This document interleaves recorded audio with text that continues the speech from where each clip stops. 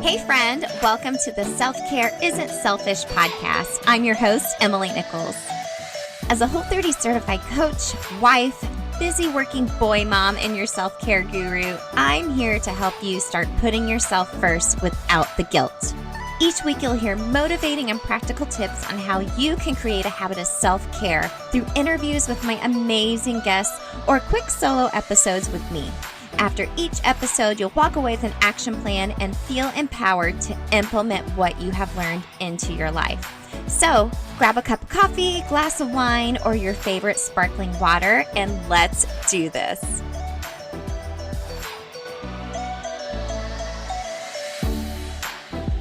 You're listening to episode 47 of the Self Care Isn't Selfish podcast. How we doing, everybody? I hope everyone is hanging in there. I hope you're still listening and learning and educating yourself on everything that's going on in our world right now. And more so than anything, lifting others up and making your self-care a priority right now. It is vital, okay? It is vital. Your mental health right now may be all over the place. I get it. I feel like mine has been as well. So you have to make self-care a priority right now.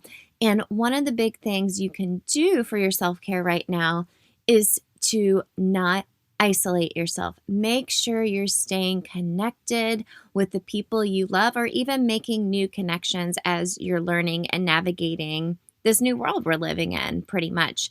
And that's what I wanted to focus on today, and why I was so excited when my guest said she would come on the show. So we are talking today about the importance of connection and knowing your brand with Steph Weber. Now, you don't have to be a business owner to get anything out of this episode, because everything we talk about with Steph today can apply towards your life. So let me tell you a little bit about Steph. So Steph Weber is a brand coach and marketing strategist that helps small businesses, creatives, and influencers create a brand that captivates and converts. So through her coaching, live events, and the free resources at theweberco.com, her website, Steph helps businesses uncover their brand stories to attract the right people sooner and stand out. So she's built her business on the belief that your story matters, and there's an audience waiting to be impacted by it. So today, like I said, we're talking about connection and community, which Steph has done an amazing job cultivating her own community through her business and what she does on social media. And we're going to be talking about how to shift your mindset today to make those connections, to make them work for you, not only business-wise, but personally as well moving forward, and how, as you as an entrepreneur or not, can avoid burnout and figuring out what self-care looks like to you. So let's get into today's episode. All right, gang. Thanks again for tuning in to the Self Care Isn't Selfish podcast. Today, my guest is Steph Weber. I'm so excited about this conversation. Steph, thanks so much for coming on the show. Emily, thanks so much for having me. I'm pumped to be here. Awesome. Well, as you know, I always ask my guests this first question. So, Steph, what does self-care mean to you? I love this question. So for me, self-care has looked different throughout my life, but I think overall self-care for me is taking time for myself so that I can pour into the lives of those around me. And self-care looks different for everyone, right? So for me, this can look like going to get a massage for an hour, or reading a book for an hour, or putting my phone down for 2 hours, or whatever that needs to look like. But I do those intentional things so that I can really take the time to have for myself, to disconnect, to just let my brain calm down, so that when I get going again, I'm constantly pouring into others in what I do in my life and in my business. So making sure that I have set aside that intentional time so that I can continue to serve them in the best way possible. Yeah. And you kept saying intentional, which I think is so important, like actually having it part of your day, scheduling it in your routine. That way, you know, you're serving yourself in that manner too. Because like you said, when you're pouring yourself into so many others, it's very depleting. Yes, it is. It can be depleting. Yes, for sure. And I think too, just making sure that you take that time, whether for you it needs to be daily or it needs to be weekly or whatever that looks like. I meditate every night. And so even if it's only for 10 minutes, I at least have taken the time to do that before I go to bed. And that's my time to just kind of decompress for the day. So really important to make sure that it's scheduled in. Yeah, I love that. I love that. Well, Steph, can you tell everyone a little bit about yourself, where you've been, and how you got to where you're at today?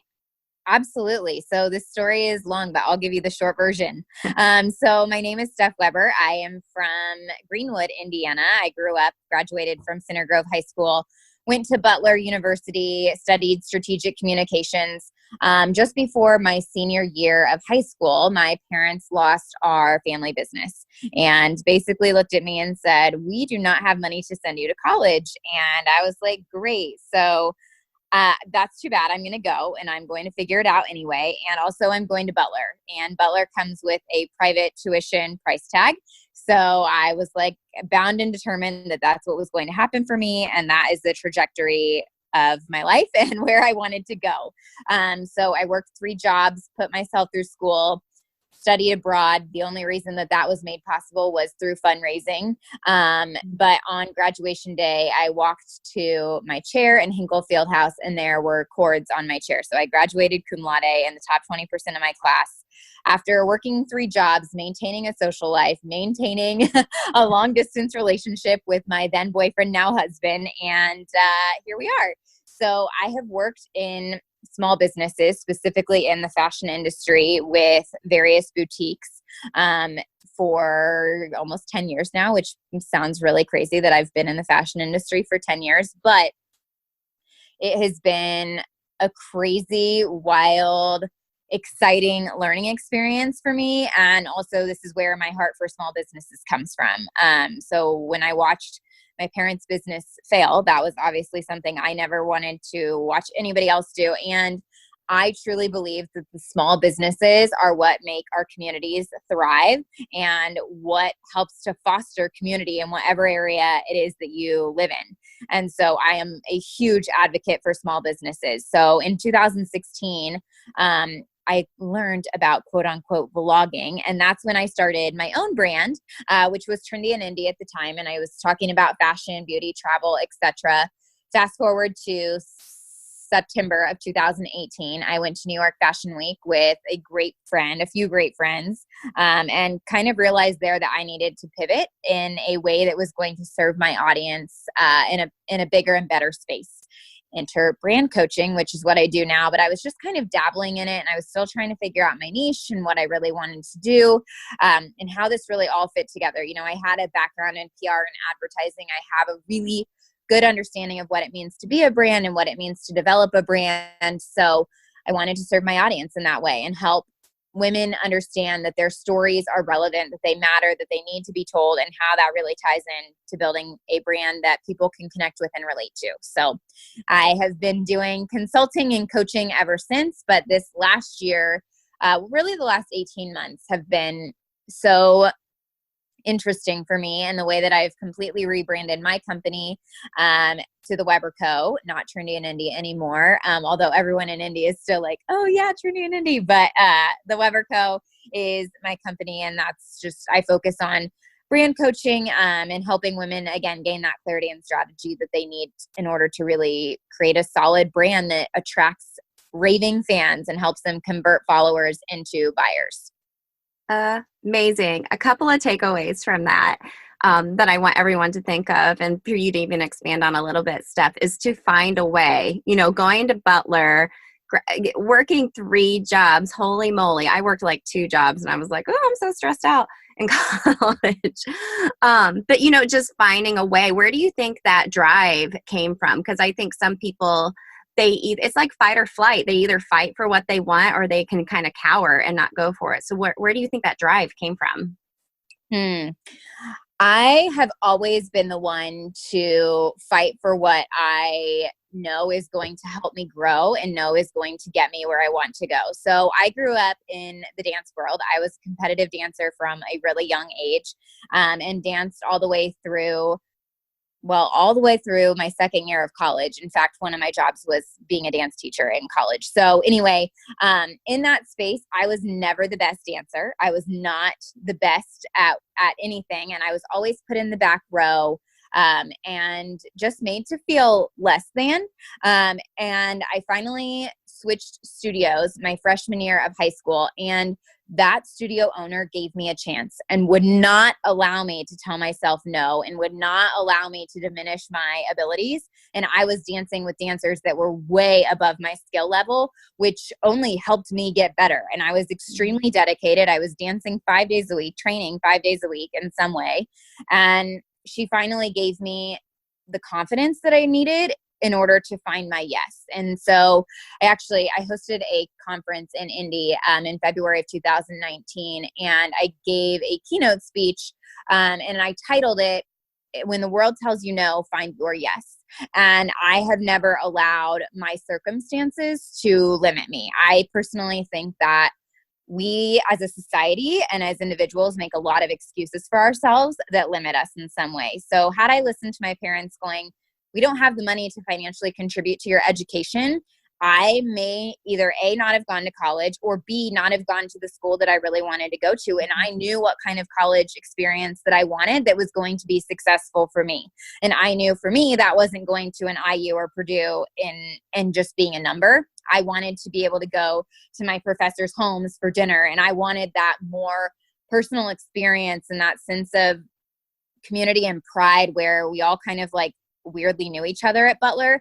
And I knew that that's what I was going to get there. So I found my yes, and I didn't let my circumstances limit me. I also do not like being limited. I tell my husband this all the time. I don't like being limited. I like to feel like I can make choices because I have the ability to make things happen when I believe in the outcome. So was kind of a long-winded answer for you, but No, that's great. That's great. Well, and I think people need to find their own version of yes and their own drive. And it sounds like maybe that started with someone just believing in you and you seeing the value of hard work. And sounds absolutely. like, you really, learn from your experiences like that. But it sounds like you do a really great job of taking what you have learned and pouring that into others now. So let's talk about that a little bit more. I mean, I feel like you do a really, really great job of connecting women together. And I feel like this is something women struggle with, though, the most. So what would be your suggestion for any women listening for how to put themselves out there? I know we've all been to different networking events, and you either feel really connected or you feel like a creepo, coming up into someone's conversation like, well, hey there. And then, leading into making more connections and friends. I think it's something women really struggle with. So what would your suggestion be for women to put themselves out there and put themselves out there confidently? First of all, I think that women struggle because we think that we do not deserve a seat at the table. You deserve a seat at any table that you allow yourself to be a part of. And I think first and foremost, it's a mindset shift. So when you're going to a networking event, when you're going to a conference, I'll give a great example. I hosted a retreat in Napa Valley in January this year, thankfully before all of the craziness happened with our world this year. But I hosted a retreat in Napa Valley. Almost all of the women knew each other except for 3 who were coaching clients or who I'd just been connected with in the Indy area.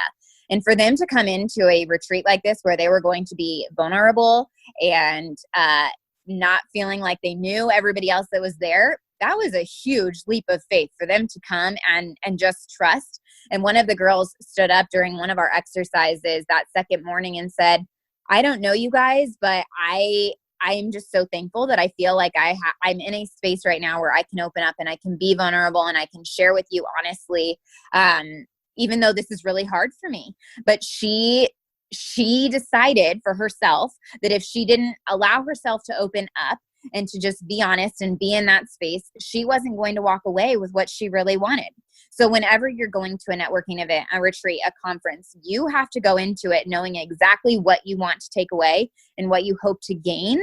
And if that is new friendships, new relationships, if it's connections of some kind, you have no other choice but to open yourself up. And sometimes you have to take the first step and show up confidently and show up as who you are it's so easy for us to stand behind the screen of our phones and jump on Instagram stories or whatever, take a photo and feel confident because we're not doing it in front of anybody. But here's the reality. If you go up to someone at an event and you introduce yourself, something beautiful can happen from that. And I know multiple times at the As Told by Us conference that I hosted in India in February last year, that's exactly what happened. And beautiful friendships and business partnerships were formed from that event because people were not afraid to go up and take their seat at whatever table it was that they wanted to be a part of. Yeah. And the more you do that, the less scary it is, you know? Absolutely. I mean, it can be scary, but what's the fear? That's the other thing that I think is really important to identify. What's the fear? Is it fear of rejection? Is it fear of, like, what does that look like for you?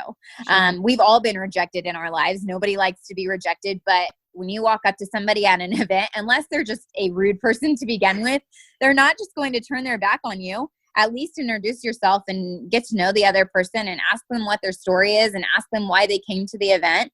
Kind of just go into it in that way and be open and ready for whatever may come your way. Yeah.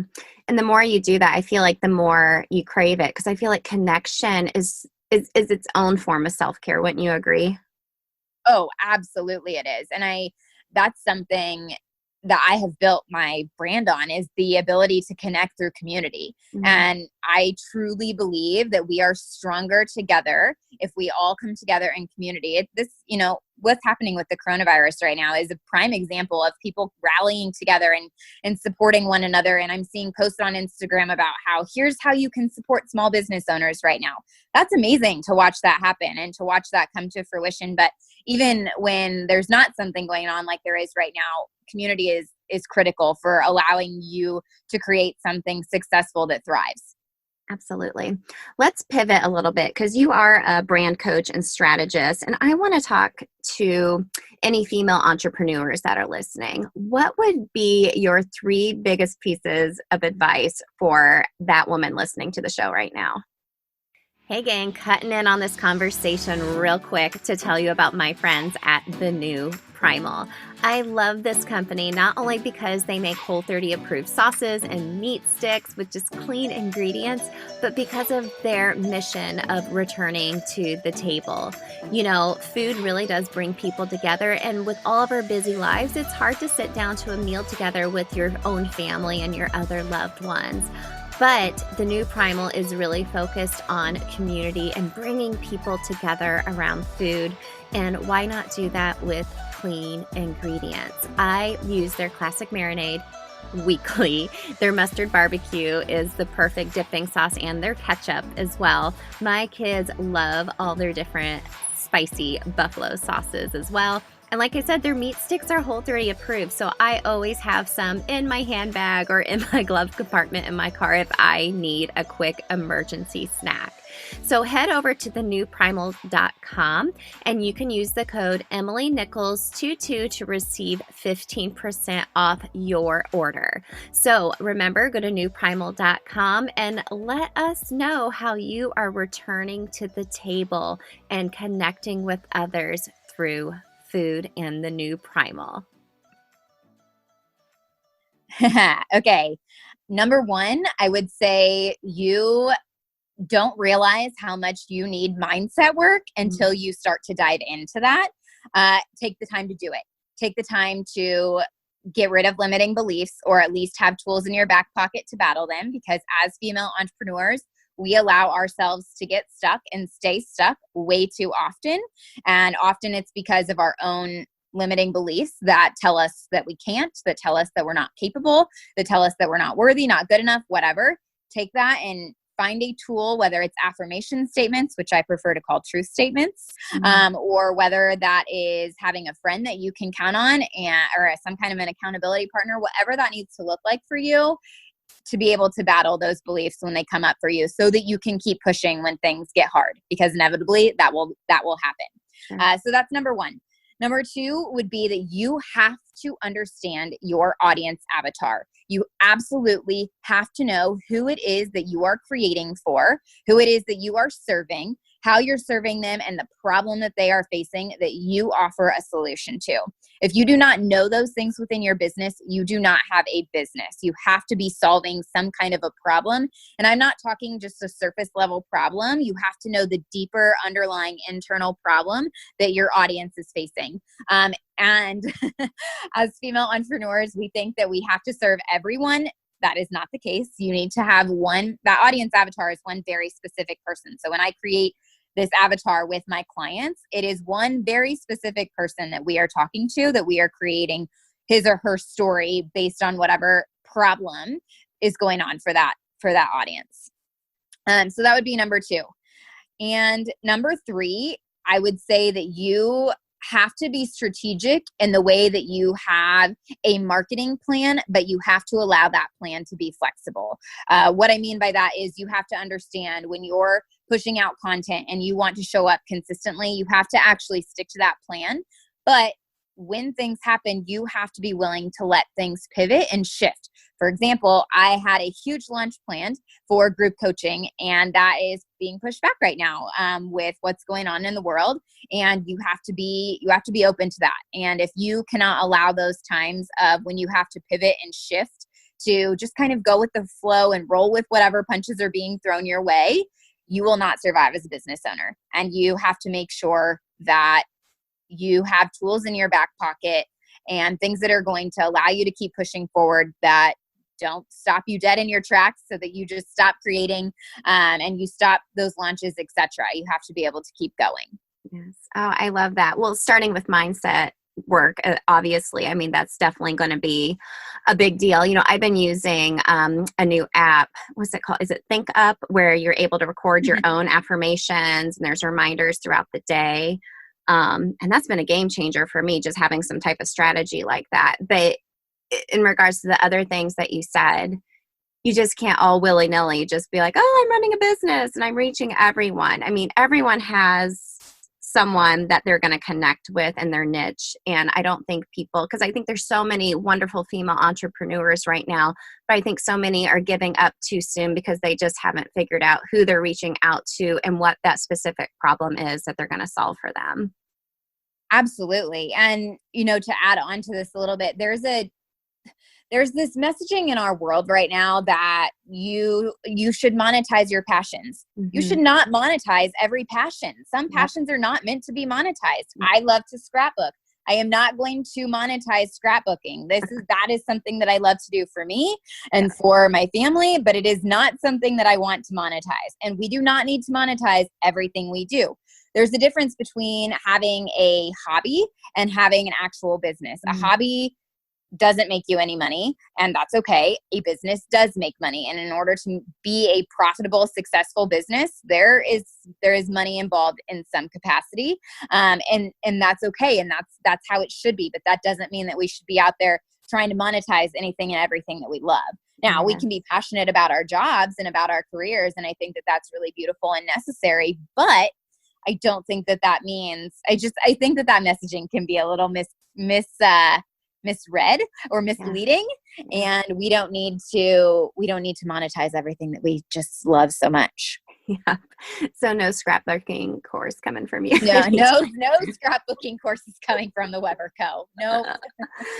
Oh my goodness. Well, let's expand on this a little bit more. I mean, I feel like as female entrepreneurs, sometimes you can run yourself too thin and you don't make self-care a priority. And kind of like what we were talking about at the beginning, scheduling it and making it intentional so you are able to pour into others. Because when you are helping a lot of other people, it can be mentally draining. So what are some ways that you would suggest to a female entrepreneur to make self-care a priority in their lives? I think first and foremost, one is knowing yourself and knowing where you're at mentally, physically, emotionally, all of those different pieces, and going, okay, I need to take a step back. Yes, my brain is going a million miles a minute. Yes, I have a priority list a mile long. But if I do not take the time to step back and take an hour or take 20 minutes or whatever that looks like for you in your life, I'm going to experience burnout. And burnout is exactly the direction that we do not want to go when we are trying to serve and make an impact and do something that really benefits others. A good example that I have of this is when I came back from that retreat that I hosted in January, I was feeling completely drained, to be honest. And I had a conversation with the owner of Camp Climb, Emma. She's really awesome. We were just kind of chatting, and she was telling me about an intensive that she's hosting and all these things. And I was telling her about the retreat, and she goes, well, Steph, did you hold space for everyone during that retreat, during that like 3.5-day retreat? And I kind of paused and I was like, I hadn't thought about that. But yeah, I was holding the emotions of 9 other women plus my own because I was leading that 3.5-day retreat. So yeah, I mean, it makes sense that I was totally emotionally drained, and I came back and jumped right into work. I didn't even give myself a minute to breathe. I landed and I had a coaching call that night. So I didn't even take the time to breathe until a few days later. And I just realized how completely drained I was. So that weekend I took a bath. Baths are like also how I love to do self-care. So I took a bath. I had my wine. I listened to music, and I was not on my phone. I didn't do anything except just sit there and be warm and drink my wine. And I gave myself that time I needed to just kind of decompress. But if you just continue to go, go, go, and you don't take a minute for yourself or an hour or whatever, you're going to burn out, and you will be emotionally drained, and you will not be able to pour into others the way that you need to be able to do. Yeah. And burnout's the worst. I think we've all been there and been like, okay, I need to reevaluate, instead of taking that coaching call that night, thinking, okay, I need to schedule a couple days out. I think, and especially when you're maybe just starting a business, you're so quick to say, yes, yes, yes to this, yes to that, yes to this. Oh, whatever serves my client, which is great. But you have to make the time for yourself, because burnout is not good for anyone around you as well.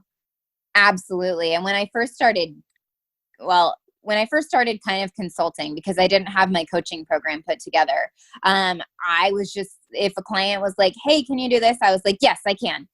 Hey, can you create this graphic? Yep, sure, on it.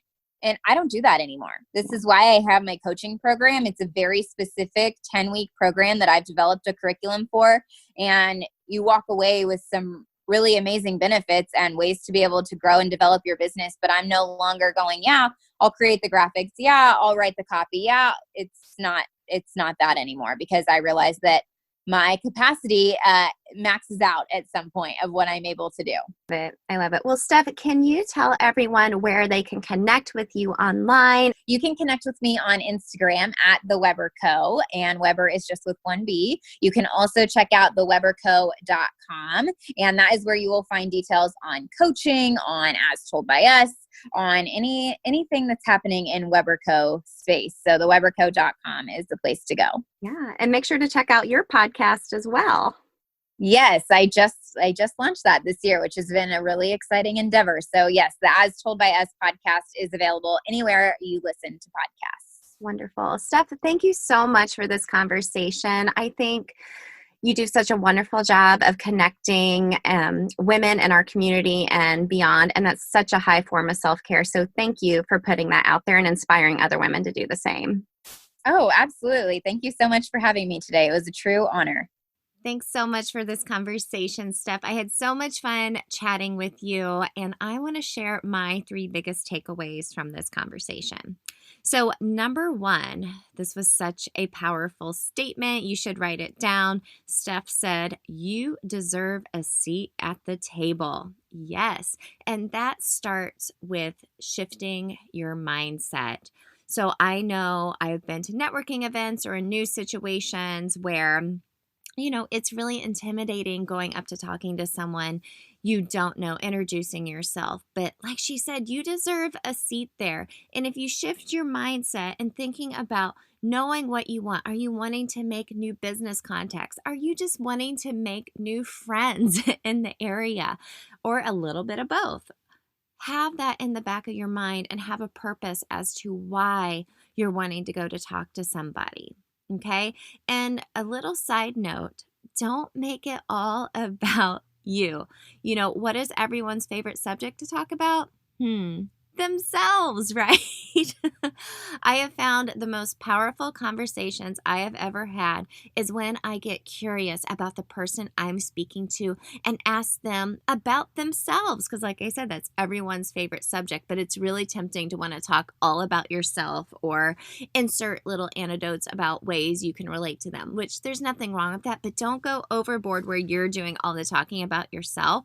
There's so much more joy and you'll get so much more out of a conversation if you're curious and ask people questions. You can even practice it before you go in a new situation, but this is going to build community and connection, which we are all craving right now, which leads me to point number 2. Connection and community is such a high form of self-care, and everything that is going on in the world right now, it's been really easy to isolate ourselves because we aren't having physical connection with people. We're doing a lot of things over Zoom and other technology, and it gets really lonely. I have my kids and my dogs here at home with me, and my husband is working because he's still considered essential. But I need connection with women who are my besties, who are in similar situations. I get so much out of these conversations I have on the podcast as well with my amazing guests. But you need to make sure you are making an effort to reach out and connect with people because, y'all, it's seriously going to help with your mental health.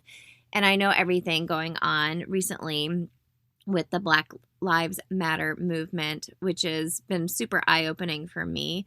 It's been a great time to make connections outside of your normal circle and get to know people from other cultures and learn from them.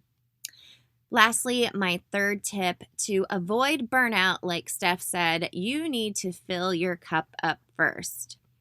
Like we talked about, sometimes as women, we take on the emotions of others, how other people are feeling, and that can weigh you down. I know if my kids are maybe not having such a great day or they're arguing a lot and fighting, I take on those emotions that they're feeling, and then I'm in a cruddy mood. However, I know what I need to do in order to fill my cup up first, and that involves my self-care routine, which has been evolving since we've been in quarantine and all the things going on. So fill your cup up first. I know we've said this so many times, but you have to do it. Otherwise, it's going to be so empty and you're just going to burn out. You're going to be thirsty for that self-care routine and you're not going to be able to find it because you have pushed it way off to the side. So still make your self-care a priority. Avoid that burnout. And above all, keep making connections. Steph, this was such a valuable conversation. Like I mentioned at the beginning, you don't have to be a business owner to get so many nuggets of wisdom from Steph. So I'll include a link in the show notes so you can follow along with Steph and be part of her community as well. She'll certainly make you feel welcome. And don't forget to leave a rating and review if you're loving the show. And go give me a follow over on Instagram at EmilyNichols22. I'm developing some new courses and ideas for you all, and I need your help to see what is going to help you find your own version of self-care and what tools I can provide you. So head on over. I appreciate you listening. Thank you so much for all of the love. Thank you again for 10,000 plus downloads. I love you all. Here's to 10,000 plus more. And don't forget, self-care isn't selfish. I'll see you all next week. Bye.